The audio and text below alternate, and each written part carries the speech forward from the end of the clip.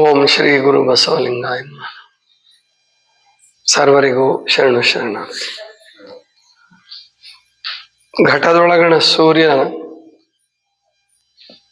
ಸೂರ್ಯನಂತೆ ಸರ್ವರಲ್ಲಿ ಆತ್ಮವಿಪ್ಪುದು. ಇದ್ದರೇನು ಅದು ಮುಟ್ಟದು. ಅದ ತೋರುವರೆ ಗುರುವಿಲ್ಲದಾಗದು ಕಾಣ ರಾಮನಾಥ.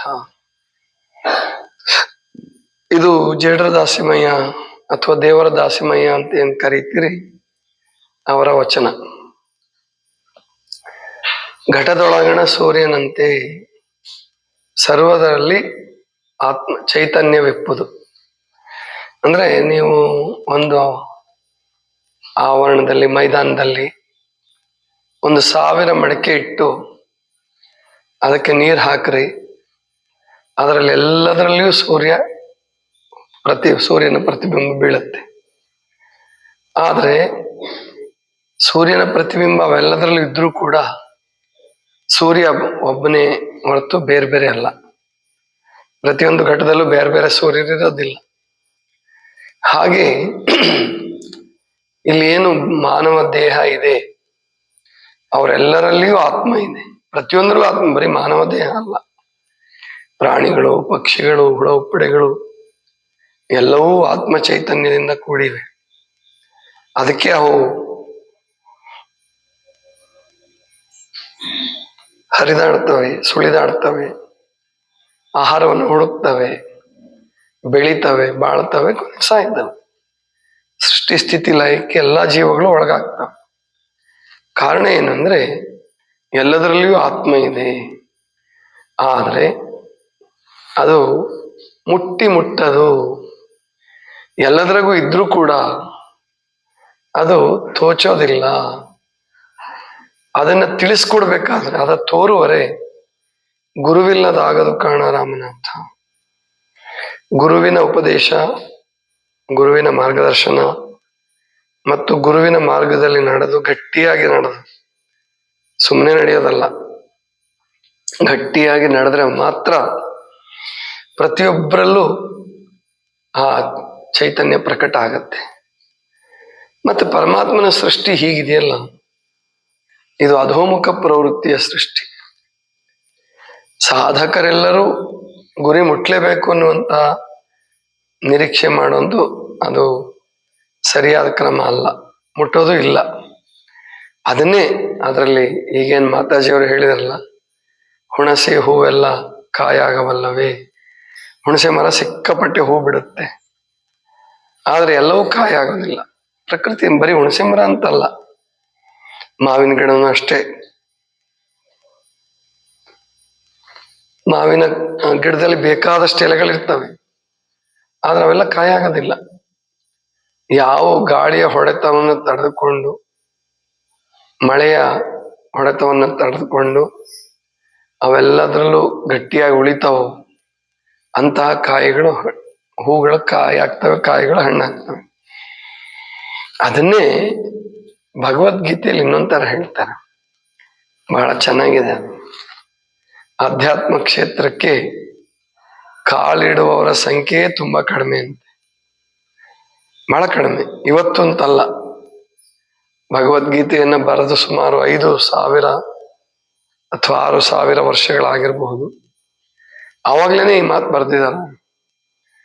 ಮೊಟ್ಟ ಮೊದಲನೇದಾಗಿ ಈ ಅಧ್ಯಾತ್ಮ ಮಾರ್ಗಕ್ಕೆ, ಪರಮಾತ್ಮನ ಮಾರ್ಗಕ್ಕೆ ಬರುವವರ ಸಂಖ್ಯೆನೇ ಕಡಿಮೆ. ಬಂದವರಲ್ಲೂ ಕೂಡ ಗಟ್ಟಿಯಾಗಿ ಉಳಿಯೋರ ಸಂಖ್ಯೆ ಇನ್ನೂ ಕಡಿಮೆ. ಉಳಿದವರಲ್ಲೂ ಕೂಡ ಕೊನೆಯ ತನಕ ಸಾಧನೆ ಮಾಡೋರ ಸಂಖ್ಯೆ ಇನ್ನೂ ಕಡಿಮೆ. ಯಾವ್ದಾದ್ರು ಒಂದು ಮಾರ್ಗ ನಿಂತು ಬಿಡ್ತಾರ ಅವರು. ಕೊನೆಯ ತನಕ ಸಾಧನೆ ಮಾಡಿ ಪರಮಾತ್ಮನನ್ನು ಕಾಣುವವರು ವಿರಳಾತಿ ವಿರಳ. ಅದಕ್ಕೆ ಇನ್ನೊಂದು ವಚನದಲ್ಲಿ ಚನ್ನಬಸವಣ್ಣವ್ರು ಹೇಳ್ತಾರೆ, 1000ಕ್ಕೊಬ್ಬ ಸತ್ಯ, 1,00,000ಕ್ಕೊಬ್ಬ ಭಕ್ತ, ಕೋಟಿಗೊಬ್ಬ ಶರಣ. ಅಂದ್ರೆ ಏನಾಗುತ್ತೆ ಇದು, ಯಾಕೆ ಈ ತರ ಆಗತ್ತೆ ಅಂದ್ರೆ, ಸಾಧನೆಯ ಕಾವು. ಸಾಧನೆ ಮಾಡ್ತಾ ಮಾಡ್ತಾ ಮಾಡ್ತಾ ಸಾಧಕನಿಗೆ ಈ ಸಮಸ್ಯೆಗಳು ಸ್ವಲ್ಪ ಅಂದ್ರೆ ಲೌಕಿಕ ಸಮಸ್ಯೆಗಳು ಕಡಿಮೆ ಆಗ್ತವೆ. ಬಹಿರಂಗದ ಸಮಸ್ಯೆಗಳು ಕಡಿಮೆ ಆದ ಹಾಗೆ ಅಂತರಂಗದ ಸಮಸ್ಯೆಗಳು ಜಾಸ್ತಿ ಆಗ್ತವೆ. ಎಷ್ಟು ಜಾಸ್ತಿ ಆಗ್ತವೆ ಅಂತಂದ್ರೆ ಅವನಿಗೆ ಗೊತ್ತೇ ಆಗಲ್ಲ. ಸಿದ್ದೇಶ್ವರಪ್ಪ ಒಂದು ಕತೆ ಹೇಳಿದ್ರು. ಒಬ್ಬ ಋಷಿ ಹೀಗೆ ತಪಸ್ ಮಾಡ್ತಾ ಇದ್ನಂತೆ. ತಪಸ್ ಮಾಡ್ತಾ ಮಾಡ್ತಾ ಮಾಡ್ತಾ ಅವನಿಗೆ ಎಷ್ಟು ದಿನ ಆಯ್ತು, ಎಷ್ಟು ವರ್ಷ ಆಗಿತ್ತು, ಮನೆ ಬಿಟ್ಟಿದ್ದ, ಎಲ್ಲ ಬಿಟ್ಟಿದ್ದ. ಕಾಡಲ್ಲಿ ಕೂತ್ಕೊಂಡು ಮರದ ಕೆಳಗಡೆ ಏನಾದ್ರು ಸ್ವಲ್ಪ ತಗೊಳ್ಳೋದು ಆಹಾರ, ನೀರು, ಗಡ್ಡೆ ಗೆಣಸು, ಹಣ್ಣು, ಈ ತರದ್ದೇನಾದ್ರು ಸಿಕ್ಕರೆ ಅದು ಉದುರು ಬಿದ್ರೆ, ಇಲ್ಲೇ ಇದ್ರೆ ಉಪವಾಸನೆ. ಕಡೆಗೆ ಅವನಿಗೆ ಒಂದ್ಸರಿ ಸ್ನಾನಕ್ಕೆ ಹೋಗಿದ್ದ. ಸ್ನಾನಕ್ಕೆ ಹೋದಾಗ 2 ಜೋಡಿ ಮೀನುಗಳು ಆಟ ಆಡೋದು ನೋಡ್ದ. ಅವನ್ ತಪಸ್ಸೆಲ್ಲ ಮರ್ತು ಹೋಗ್ಬಿಡ್ತಂತೆ. ಹುಚ್ಚಿಡಿತು ಅವನಿಗೆ. ನಾನು ಮದುವೆ ಮಾಡ್ಕೋಬೇಕು ಅನ್ನಿಸ್ತು. ರಾಜನ ಹತ್ರ ಹೋದ. ನಾನು ಮದುವೆ ಮಾಡ್ಕೋಬೇಕಂತ ಮಾಡೀನಿ ನಾನು. ರಾಜ ಅಂದ ಮಾಡ್ಕೊಂಡ್ ನಾವು. ಯಾರು ಬೇಡ ಅಂತಾರೆ? ಅದು ತಪಸ್ ಬಿಟ್ಟು ಮತ್ ನಮ್ಮ ಮಾರ್ಗಕ್ಕೆ ಬರ್ತೀಯ ಅಂದ್ರೆ ಬಾ ಚಲೋ ಅಂದ ನಾವು. ಕೊನೆಗೆ ಮದುವೆ ಮಾಡ್ಕೊಂತಾನೆ, ಎಲ್ಲ ಸಾಧನೆ ಬಿಟ್ಬಿಡ್ತಾನೆ. ಇದೇ ಶರಣರ ಮಾರ್ಗಕ್ಕೂ ತಪಸ್ವಿಗಳ ಮಾರ್ಗಕ್ಕೂ ಬರೋ ವ್ಯತ್ಯಾಸ ಇಲ್ಲಿ. ಮೊದಲೇನು ಸ್ನಾನ, ಸಂಧ್ಯಾ ವಂದನ, ಅದು ಇದು ಎಲ್ಲ ಮಾಡ್ತಿದ್ನಲ್ಲ, ಎಲ್ಲ ಬಿಟ್ಬಿಟ್ಟ. ಏನು ಈ ಪೂರ ಲೌಕಿಕನಾಗ್ಬಿಟ್ಟ. 9 ಮಕ್ಕಳಾದವಂತೆ.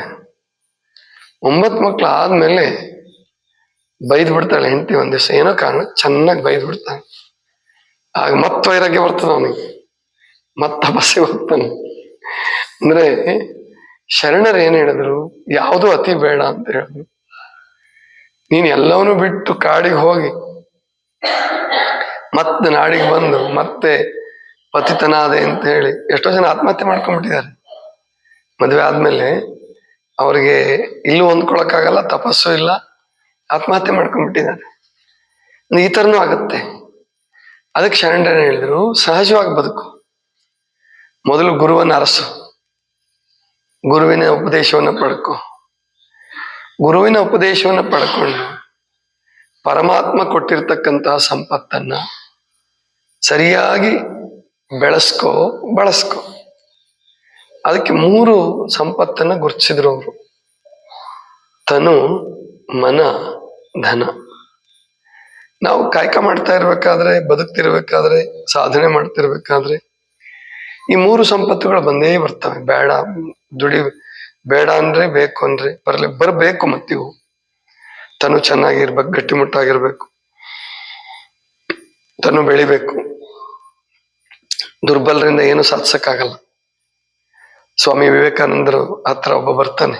ಸಂಚಾರದಲ್ಲಿದ್ದಾಗ ಸ್ವಾಮಿ ವಿವೇಕಾನಂದರ ಹತ್ರ ಬರ್ತಾನೆ. ಬಂದು, ನಾನು ನಿಮ್ ಜೊತೆ ಬರ್ತೀನಿ ಅಂತ. ಯಾಕೆ ಬರ್ತೀಯಪ್ಪ, ಏನ್ ಕೆಲಸ ಮಾಡ್ತೀಯ ಅಂತ ಕೇಳ್ತಾರ ಅವ್ರು. ಇಲ್ಲ, ನನಗೇನು ಕೆಲಸ ಬರಲ್ಲ, ನಾನು ಎಲ್ಲದರಲ್ಲೂ ನಪಾಸ್ ಆಗಿದ್ದೀನಿ, ಇನ್ನು ನನಗೇನು ಜೀವನ ನಡ್ಸಕ್ಕಾಗಲ್ಲ, ಎಲ್ಲರೂ ಬೈತಾರ ಮನೇಲಿ ನನಗೆ, ಮತ್ ದುಡಿಯಕ್ಕಾದ್ರೂ ಬರ್ತದ, ಹೊಲ ಹುಳಕ್ ಬರುತ್ತ, ಎಲ್ಲ ಕೇಳತ್ತಾರೆ, ಏನು ಬರಲ್ಲ ಅಂತ. ಕೊನೆಗೆ ವಿವೇಕಾನಂದ ಕೇಳತ್ತೆ, ಕಳತನ ಮಾಡಕ್ ಬರ್ತಿಲ್ಲ ನಿನಗೆ ಅಂತ. ಅರ್ಥ ಆಯ್ತಲ್ಲ? ಕಳತನ ಮಾಡಕ್ ಬರ್ತದ, ಅದು ಬರಲ್ಲ ಅಂತ. ಹಂಗಾರೆ ನೀ ಸನ್ಯಾಸಿ ಆಗಕ್ಕೂ ಯೋಗ್ಯ ಇಲ್ಲ, ಹೋಗ, ನನ್ ಜೊತೆ ಬರ್ಬೇಡ, ಹೋಗು. ನಿನಗೇನು ಬರಲ್ಲ ಅಂದ್ರೆ ಸನ್ಯಾಸಿ ಸಂಸಾರಿಗಿಂತಲೂ ಗಟ್ಟಿಯಾಗಿರ್ಬೇಕಾಗತ್ತೆ. ಸಂಸಾರಿಗಿಂತಲೂ ತಾಳ್ಮೆ ಬೇಕಾಗ್ತದೆ. ಸಂಸಾರಿಗಿಂತಲೂ ಉದಾರತೆ, ಶಾಂತಿ, ಸಮೃದ್ಧತೆ ಎಲ್ಲದರಲ್ಲೂ ಸಂಸಾರಿಗಿಂತ ಹೆಚ್ಚಾಗಿರ್ಬೇಕಾಗತ್ತ. ಅವನ್ ತ್ಯಾಗ ಮಾಡಿ ಬೇಡ ಅಂತ ಹೋದ್ರೂ ಕೂಡ ಬೆನ್ನ ಹತ್ತಿ ಬರ್ತದದು. ವಿಧಿ ಅಥವಾ ನಿಯಮ. ವಿಧಿ ಅಂದ್ರೆ ಕೆಟ್ಟದ್ದಂತ ತಿಳ್ಕೊಬಾರ್ದು ನೀವು.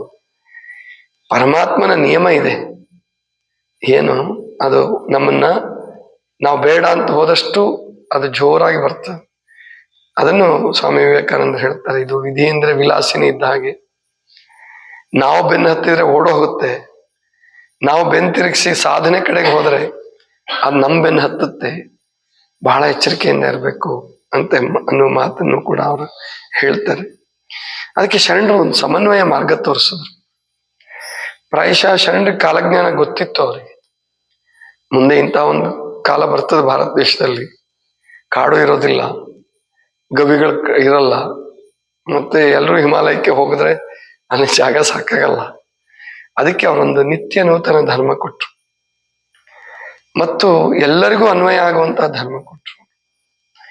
ಏನಪ್ಪಾ ಅಂತಂದ್ರೆ, ನಿನ್ನ ಕೈಲಿ ಸಾಧ್ಯ ಆದ್ರೆ ಸಾಧನೆ ಮಾಡು, ಜಂಗಮ ವೃತ್ತಿಯನ್ನು ಸ್ವೀಕರಿಸು. ಅದರಲ್ಲೂ 3 ರೀತಿ ಜಂಗಮತ್ವವನ್ನು ಮಾಡಿದ್ರು: ಚರಜಂಗಮ, ಸ್ಥಿರಜಂಗಮ, ಚರಜಂಗಮ, ಪರಜಂಗಮ. ಸ್ಥಿರಜಂಗಮ ಅಂತಂದ್ರೆ ಒಂದ್ ಕಡೆ ನಿಂತು ಅವ ಉಪಾಧಿಗಳನ್ನು ಕಟ್ಕೊಂಡು ಜ್ಞಾನ ಮಾರ್ಗದಲ್ಲೇ ಇದ್ದು, ಸಂಸಾರ ಮಾರ್ಗದಲ್ಲೇ ಇದ್ದು, ಅವನು ಧರ್ಮ ಮಾರ್ಗ ಮಾತ್ರ ಬಿಡಲ್ಲ. ಇಡೀ ವಿಶ್ವ ಕುಟುಂಬಿಯಾಗೆ ಬದುಕ್ತಾನ. ಒಂದ್ ಮನೇಲೇ ಇರ್ಬೋದು. ಈಗ ನಮ್ಮ ಅನ್ಪಣಕ್ಕವರು ವಕೀಲರು ಬಂದಿದ್ದಾರೆ, ಅವ್ರ ಸತಿಪತಿಗಳೇ ಮೇಲ್ನೋಟಕ್ಕೆ, ಮನೆಯಲ್ಲೇ ಇದ್ದಾರೆ. ಆ ಮನೆಯನ್ನೇ ಬಸವ ಮಂಟಪವನ್ನಾಗಿ ಪರಿವರ್ತನೆ ಮಾಡಿದ್ದಾರೆ. ಅವ್ರಿದ್ದಿದ್ದೇ ಬಸವ ಮಂಟಪ. ಸವದತ್ತಿಲು ಬಸವ ಮಂಟಪದಾಗೆ ಇದ್ರು, ಧಾರವಾಡಕ್ಕೆ ಬಂದ್ರು, ಬಯಲು ಬಸವ ಮಂಟಪನೇ ಮಾಡಿದ್ರು. ಇದು ಶರಣರು ಹೇಳಿದಂತಹ ಮಾರ್ಗ. ಇನ್ನು ನಿನಗೆ ಸಂಸಾರ ಮಾರ್ಗ ಬೇಡ ಅಂದ್ರೆ ಚರಜಂಗಮನಾಗು. ಒಂದು ಊರಲ್ಲಿ ಉಳಿಬೇಡ, ಉಪಾಧಿ ಕಟ್ಕೋಬೇಡ, ಹಣ ತಗೋಬೇಡ. ಮಧುಕರ ಭಿಕ್ಷಾ ಅಂತ ಹೇಳ್ತಾರ ಅವರು.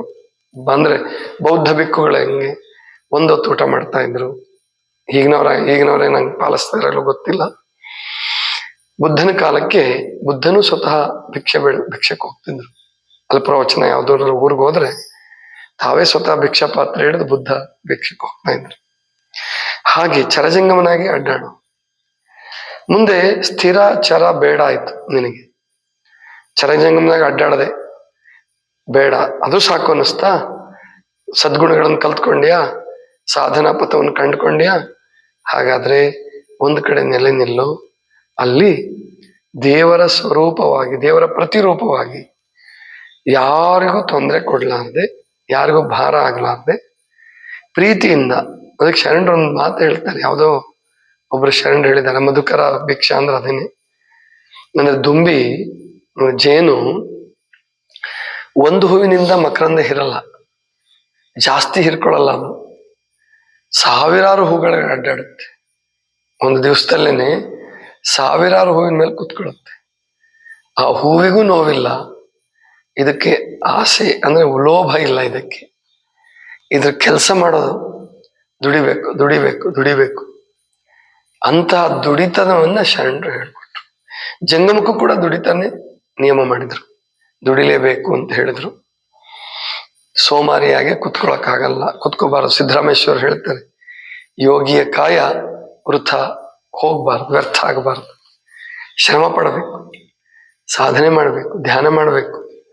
ಆವಾಗ ಯೋಗ ಮಾರ್ಗ ಒಲಿಯುತ್ತೆ. ಅವನು ಕಾಯಕ ಮಾಡಿದ್ರು ಸರಿ, ಧ್ಯಾನ ಮಾಡಿದ್ರು ಸರಿ, ಆದ್ರೆ ಬಿಟ್ಟು ಹೋಗ್ಬೇಡ. ಅಥವಾ ಜನರಿಂದ ವಿಮುಖನಾಗಿ ಅಲ್ಲಿ ಹೋಗಿ ಕುತ್ಕೊಂಡು ಇದನ್ನೇ ನೆನೆಸ್ಕೊಂತ ಕುತ್ಕೋಬೇಡ. ನೀನು ಅಲ್ಲಿ ಹೋದ್ಮೇಲೆ ಅಂದ್ರೆ ಸಾಧಕನಾದ್ಮೇಲೆ ಪೂರ್ಣ ಸಾಧಕನಾಗ. ಇಲ್ಲ ನಿನಗೆ ಆಗ್ಲಿಲ್ವಾ, ಎಲ್ಲರ ಜೊತೆ ಎಲ್ಲರ ಹಾಗೆ ಸರಳವಾಗಿ ಪ್ರಾಮಾಣಿಕವಾಗಿ ಇರು. ಇದು ಬಹಳ ಸುಲಭವಾದ ಪಥವನ್ನ ಶರಣರು ತೋರಿಸಿದ್ರು. ಆದರೆ ಅವರು ನಮಗೆ ವಿಧಿಸಿದ ನಿಯಮ ಏನಪ್ಪಾ ಅಂತಂದ್ರೆ, ಗುರು ಲಿಂಗ ಜಂಗಮ ನೀನು ಬಿಡೋ ಹಾಗಿಲ್ಲ. ನೀನ್ ಎಂತಹ ಸಿದ್ಧ ಪುರುಷ ಆಗು, ಶ್ರೀಮಂತ ಆಗು, ಬೇಕಾದಷ್ಟು ಗಳಿಸು, ಕೋಟಿ ಕೋಟಿ ಗಳಿಸಿದ್ರು ಗುರುವಿಗೆ ತನುವನ್ನ, ಲಿಂಗಕ್ಕೆ ಮನವನ್ನ, ಜಂಗಮಕ್ಕೆ ಧನವನ್ನ ಅರ್ಪಿಸಿದ್ರೆ ಮಾತ್ರ ನೀನು ಉನ್ನತನ ಸ್ಥಾನಕ್ಕೆ ಇರ್ತೀಯ, ಆನಂದವನ್ನು ಪಡಿತೀಯ, ಈ ಮನುಷ್ಯ ಜನ್ಮದ ಸಾರ್ಥಕತೆಯನ್ನ ಮಾಡ್ಕೊಳ್ತೀಯ. ಇಲ್ಲದೆ ಹೋದ್ರೆ ನಿನಗೆ ಮಾರ್ಗ ಸಿಕ್ಕಲ್ಲ. ಇವತ್ತು ಬ್ರಿಟಿಷ್ ಶಿಕ್ಷಣದಿಂದ ಅಂದ್ರೆ ಮೆಕಾಲೆ ಶಿಕ್ಷಣದಿಂದ, ಅದು ಪರಮಾತ್ಮನ ಇಚ್ಛೆನೆ. ಅದು ಕೂಡ ಅಂದ್ರೆ ವಿದ್ಯೆ ಎನ್ನುವಂತಹದ್ದು ಕೇವಲ ಕೆಲವರ ಸೊತ್ತಾಗಿದ್ದಂತಹ ಸಂದರ್ಭದಲ್ಲಿ ಜಾತಿ, ಮತ, ಧರ್ಮ ಎಲ್ಲವನ್ನೂ ಮೀರಿ ಹೆಣ್ಣು ಮಕ್ಳಿಗೆ ಶಿಕ್ಷಣ ಇರಲಿಲ್ಲ. ಶರಣರ ಕಾಲಕ್ಕಿತ್ತು. ಮುಂದೆ ಶರಣರು ಅನುಭವ ಮಂಟಪ ಛಿದ್ರ ಆದ್ಮೇಲೆ, ಕಲ್ಯಾಣ ಕ್ರಾಂತಿ ಆದ್ಮೇಲೆ ಹೆಣ್ಣು ಮಕ್ಕಳಿಗೆ ಮತ್ತೆ ಹೆಣ್ಮಕ್ಳನ್ನ ಸಾರ್ವತ್ರಿಕ ಶಿಕ್ಷಣದಿಂದ ವಂಚಿತರನ್ನಾಗಿ ಮಾಡಿದ್ರು. ಮತ್ತೆ ಬ್ರಿಟಿಷರು ಬಂದ್ಮೇಲೆ, ಅದರಲ್ಲೂ ವಿಶೇಷವಾಗಿ 1850ರ ದಶಕದಲ್ಲಿ ಸಾವಿತ್ರಿಬಾಯಿ ಫೂಲೆ, ಜ್ಯೋತಿಬಾ ಫೂಲೆ ಅವರು ಬಹಳ ಹೆಚ್ಚಿನ ಒತ್ತು ಕೊಟ್ಟರು. ತಾವು ಕಷ್ಟವನ್ನು ಸಹಿಸಿ ಹೆಣ್ಣುಮಕ್ಕಳಿಗೆ ಶಿಕ್ಷಣವನ್ನು ಶಾಲೆಯನ್ನು ತೆಗೆದ್ರು. ಹೀಗೆ ಅಂದ್ರೆ ಶರಣರು ಶಿಕ್ಷಣ ಏನು ಶರಣರ ಕನಸು ಕಂಡಿದ್ರು, ಅದು ಇವಾಗ 21ನೇ ಶತಮಾನದಲ್ಲಿ ಸಾರ್ವತ್ರಿಕ ಶಿಕ್ಷಣ, ಸಾರ್ವತ್ರಿಕ ಸಂಪನ್ಮೂಲಗಳನ್ನು ಸಾರ್ವತ್ರಿಕವಾಗಿ ಹಂಚಿಕೊಳ್ಳೋದು, ಬಿದ್ದಂಥವರಿಗೆ, ತುಳಿತಕ್ಕೊಳಗಾದಂಥವರಿಗೆ ಸಮಾನ ಸ್ಥಾನಕ್ಕೆ ಬರೋದಕ್ಕೆ ಅವಕಾಶ ಮಾಡಿಕೊಡೋದು, ಇವೆಲ್ಲವೂ ಕೂಡ ಇವಾಗ ಸಾಕಾರಗೊಳ್ತಾ ಇದೆ. ಇದರ ಹಿಂದೆ ಇರುವ ಶಕ್ತಿ ಪರಮಾತ್ಮ ಶಕ್ತಿ.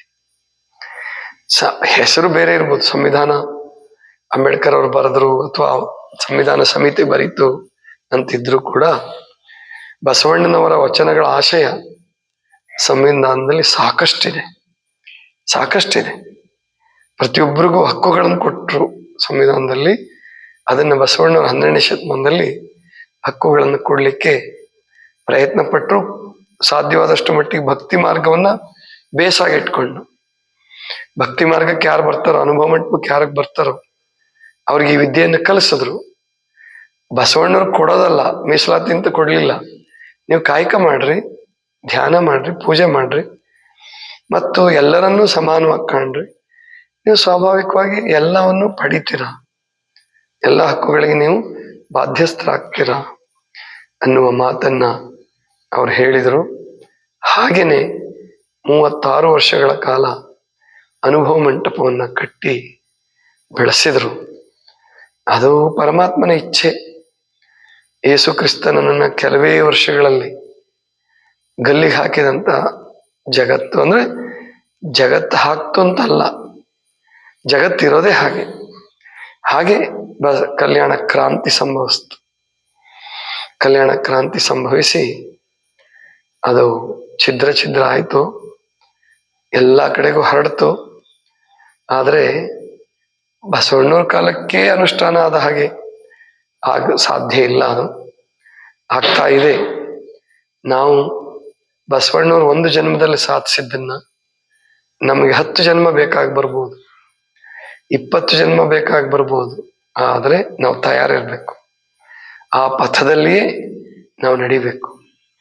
ಮತ್ತೆ ಆ ಪಥವನ್ನು ಹಿಡಿದು ಜಗತ್ತಿನ ಪಥಕ್ಕೆ ಬೇಜಾರು ಮಾಡಲಾರ್ದ ಹಾಗೆ ನಡಿಬೇಕು. ಅಂದ್ರೆ ಮತಾಂಧರಾಗಿ ಇನ್ನೊಬ್ಬರಿಗೆ ತೊಂದರೆ ಕೊಟ್ಟು ನಾವು ಬದುಕಬೇಕು ಅಂತ ಇಲ್ಲ. ಬಸವ ತತ್ವ ಅದನ್ನು ಹೇಳಲ್ಲ. ನಮ್ಮ ಭಾರತೀಯ ಸಂಸ್ಕೃತಿ ಯಾವ ಮತಪಂಥಗಳು ಅದನ್ನು ಹೇಳಲ್ಲ. ಬೌದ್ಧ ಇರ್ಲಿ, ಜೈನ ಇರ್ಲಿ, ಇನ್ನೊಬ್ಬರ ನಾಶ ಮಾಡಿ ಇನ್ನೊಬ್ಬರ ಸಮಾಧಿಯ ಮೇಲೆ ನಮ್ಮ ಧರ್ಮವನ್ನು ಕಟ್ಟಬೇಕು ಅಂತೇಳಿ ನಮ್ಮ ಭಾರತೀಯ ಧರ್ಮಗಳು ಯಾವ ಹೇಳಲ್ಲ. ಅದಕ್ಕೆ ಇಲ್ಲಿ ಕೊಲೆ ಅದಕ್ಕೆ ಅವಕಾಶ ಇಲ್ಲ. ಆದ್ರಿಂದ ನಾವಿಲ್ಲಿ ತಿಳ್ಕೋಬೇಕು, ಈ ತತ್ವ ಇರ್ತಕ್ಕಂಥದ್ದು ಇದು ಶಾಂತಿ ಮಾರ್ಗ ಮತ್ತು ಸಾಧನಾ ಮಾರ್ಗ, ಕಾಯಕ ಮಾರ್ಗ. ಆವಾಗ ಹಿಮಾಲಯದಲ್ಲಿ ಅಥವಾ ಸರ್ವಸಂಗ ಪರಿತ್ಯಾಗಿಯಾಗಿ ಕೂತ್ಕೊಂಡು ಚಿಂತೆ ಮಾಡಿಕೊಂಡು ದುಗುಡ ಪಟ್ಕೊಂಡು ಇಲ್ಲ. ನಿಮ್ಗೆ ಆ ಯೋಗ್ಯತೆ ಇದ್ರೆ ಎಲ್ಲರ ನಡುವೆ ಇದ್ದು ಸಾಧನೆ ಮಾಡ್ರಿ. ಅಲ್ಲಿಯೇ ನಿಮ್ಮ ಮನೆಯನ್ನೇ ಮಠ ಮಾಡ್ಕೊಳ್ಳಿ ಅಂದ್ರೆ ಶರಣರು, ಮನೆಯನ್ನೇ ಮಠ ಮಾಡ್ಕೊಳ್ಳಿ. ಆವಾಗ ನಿಮ್ಮ ಜೀವನ ಅದು ಭಾರ ಆಗೋದಿಲ್ಲ, ಆಮೇಲೆ ಅಧೋಮುಖವಾಗಿ ಹೋಗೋದಿಲ್ಲ. ನಾನು ಎಷ್ಟೋ ಜನರನ್ನು ಮಾತಾಡಿಸಿದಾಗ ಹಿಮಾಲಯದಲ್ಲಿ ಅಥವಾ ತುಂಬಾ ಒಳಗಡೆನೇ ಕೂತಿರ್ತಕ್ಕಂಥವ್ರನ್ನ ಮಾತಾಡಿಸಿದಾಗ ಅವರಲ್ಲಿ ಖುಷಿ ಕಾಣಲ್ಲ. ಆದರೆ ಮೊನ್ನೆ ನಾನು ಬಸವ ಕಲ್ಯಾಣಕ್ಕೆ ಹೋಗಿದ್ದೆ. ಅಲ್ಲಿ ಒಂದಿಬ್ರು ಸಾಧಕರಿದ್ದಾರೆ. ಗಾಯತ್ರಮ್ಮ ಅವರು ಅಂತ ಒಬ್ಬರಿದ್ದಾರೆ. ಅವರು ಒಬ್ಬ ಶಿಷ್ಯನನ್ನ ಸಾಧನೆ ಮಾಡಿಸ್ತಾ ಇದ್ದಾರೆ ಮಗನ ರೀತಿಯಲ್ಲಿ. ಅವರಿಬ್ಬರಲ್ಲಿ ನಾನು ಸಂತೋಷವನ್ನ ಕಂಡೆ. ಅಧ್ಯಯನ, ಸಂತೋಷ. ಕೇವಲ ಅಧ್ಯಯನ ಮಾಡಿದ್ರೆ ಸಾಕಾಗಲ್ಲ, ಸಂತೋಷವೂ ಇರಬೇಕು. ಶಾಂತಿ, ಸಮಾಧಾನ, ದಾಸೋಹ ಭಾವ ಇವೆಲ್ಲ ಇದ್ರೆ ಸಾಧನಾ ಪಥದಲ್ಲಿ ಸರಿಯಾಗಿ ನಡೀತಾ ಇದ್ದೀವಿ ಅಂತ. ಇಲ್ಲದೆ ಹೋದ್ರೆ ಬರೀ ಜಗಳ, ಕದನ, ಕೋಪ, ತಾಪ ಇದ್ಕೊಂಡು ಮಠದಲ್ಲಿದ್ರೂ ಕೂಡ ಆ ಥರ ಇದ್ರೆ ಅದು ಸಾಧನಾ ಪಥ ಅಲ್ಲ. ಸಾಧಕ ಶಾಂತನಾಗಬೇಕು. ಹೇಳ್ತಾರೆ ಚನ್ನಬಸವಣ್ಣವ್ರು ಒಂದು ವಚನದಾಗ ಹೇಳೋದಲ್ಲ, ಬಸವಣ್ಣವ್ರ ವಚನನೂ ಅದು ಭಕ್ತನು ಶಾಂತನಾಗಿರಬೇಕು, ತನ್ನ ಕುರಿತು ಬಂದ ತಾವಿನಲ್ಲಿ ಸತ್ಯವ ನುಡಿಯಬೇಕು, ತನುಮನ ಧನವ ಗುರುಲಿಂಗ ಜಂಗಮಕ್ಕೆ ಅರ್ಪಿಸಬೇಕು, ಅಪಾತ್ರ ದಾನವ ಮಾಡಲಾಗದು. ಇವನ್ನೆಲ್ಲ ಭಕ್ತ ಅಳವಡಿಸ್ಕೊಳ್ತಾ ಹೋದ್ರೆ ಅವನ ಜಂಗಮ ಆಗ್ಲಿ, ಭಕ್ತ ಆಗ್ಲಿ, ಅವನ ಜನ್ಮ ಸಾರ್ಥಕ. ಇಲ್ಲದೆ ಹೋದ್ರೆ ನಾವು ಎಲ್ಲೋ ಹೋಗಿ ಮಾಡಿಬಿಡ್ತೀವಿ. ನಾನು ಶ್ರೀಶೈಲಕ್ಕೂ ಹೋಗಿದ್ದೆ. ಶ್ರೀಶೈಲದಲ್ಲಿ 2 ತಿಂಗಳಿದ್ದೆ. 2 ತಿಂಗಳಿದ್ದಾಗ ಅಲ್ಲೂ ಕೂಡ ಒಬ್ಬ ಅಜ್ಜನ್ ನೋಡಿದ್ದೇನೆ, ಸಾಧಕರವರು. 10 ವರ್ಷದಿಂದ ಒಂದೇ ಒಂದು ಮೆಣಸಿನಕಾಯಿ ತಿಂದಿರ್ಲಿಲ್ಲ, ಒಂದೇ ಒಂದು ಬೆಳ್ಳುಳ್ಳಿ ತಿಂದಿರ್ಲಿಲ್ಲ, ಒಂದೇ ಒಂದು ಈರುಳ್ಳಿ ತಿಂದಿರ್ಲಿಲ್ಲ, ಖಾರ ಬಿಟ್ಟು. ನಾನು ಮೊದಲು ಗೃಹಸ್ಥರಿದ್ರು ಅವರು. ಸಾಧನೆಗೋಸ್ಕರ ಶ್ರೀಶೈಲಕ್ಕೆ ಬಂದು 10-12 ವರ್ಷ ಆಗಿತ್ತು. ಖಾರ ಬಿಟ್ಟು 10 ವರ್ಷ ಆಗಿತ್ತಂತ. ಆದ್ರೆ ಅವ್ರಿಗೆ ಎಷ್ಟು ಸಿಟ್ಟಿತ್ತು ಅಂದ್ರೆ ಅವ್ರನ್ನ ಮಾತಾಡ್ಸಕ್ಕೆ ಭಯ ಆಗ್ತಿತ್ತು, ಅಷ್ಟು ಸಿಟ್ಟಿತ್ತು. ಅಂದ್ರೆ ಏನ್ ಪ್ರಯೋಜನ ಅವಾಗ? ಎಲ್ಲಾದ್ರ ನಡುವೆ ಇದ್ಕೊಂಡು ದೊಡ್ಡ ಉದ್ಯಮವನ್ನ ಕಟ್ಟಿ ತುಂಬಾ ತಾಳ್ಮೆಯಿಂದ ಸತ್ಯದಿಂದ ನಡ್ಕೊಳ್ತಾ ಇರ್ತಕ್ಕಂಥ ಅನೇಕ ಜನರನ್ನು ನಾವು ಕಂಡಿದ್ದೀವಲ್ಲ. ಇದು ಶರಣರು ತೋರಿಸಿದ ದಿವ್ಯ ಪಥ. ಅದರ ಅರ್ಥ ಶರಣರು ವಿರಕ್ತರ ವಿರೋಧಿಗಳು ಅಂತಲ್ಲ, ಬ್ರಹ್ಮಚರ್ಯದ ವಿರೋಧಿಗಳು ಅಂತಲ್ಲ. ಅದನ್ನೂ ಮಾಡಿ, ಆದ್ರೆ ಅದನ್ನ ಕಷ್ಟದಿಂದ ಮಾಡಬೇಡಿ, ಹಿಂಸೆಯಿಂದ ಮಾಡಬೇಡಿ, ಆನಂದವಾಗಿ ಮಾಡಿ. ಇದಿಷ್ಟು ಇವತ್ತಿನ ಚಿಂತನ. ಸರ್ವರಿಗೂ ಶರಣ ಶರಣ.